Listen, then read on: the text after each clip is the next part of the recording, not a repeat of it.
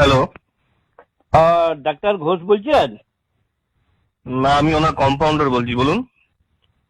আমি বাপি বলছি। কে বাপি? লাও বাবা, বাপি মানে বাপি, আমি বাপি, আমি কে আবার কি করে বুঝাবো বলুন। বলছি যে আমার বউ 7 মাসের পুয়াতি আছে, তো ডাক্তার বলেছিল 7 মাস হলে পরে একবার চেক আপ করাই নিয়ে যাবেন, তাই নামটা লেখাচ্ছি। আচ্ছা, নামটা বলুন। আমার বউ। কি কি বলছেন? আমার বউ, আমার বউ? আপনার লয়, আপনার লয়, আমার বউ। আরে দাদা, আপনার আপনার বউয়ের তো একটা নাম আছে নাকি? হ, সে তো থাকারই কথা।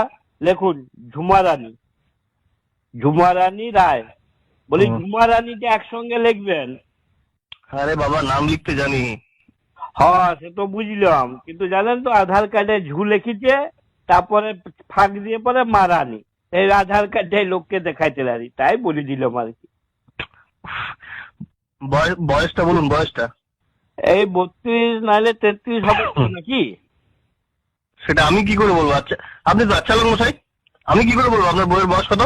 আরে আপনাকে জিজ্ঞাসা করি নাই, আমার বউ পাশে বসে আছে, আমি ওয়াকেই জিজ্ঞাসা করছি। আর আপনি অমনি আমাকে শুধু শুধু ধমকাচ্ছেন কেন? আরে দাদা, আরে আরো পেশেন্ট আছে দাদা।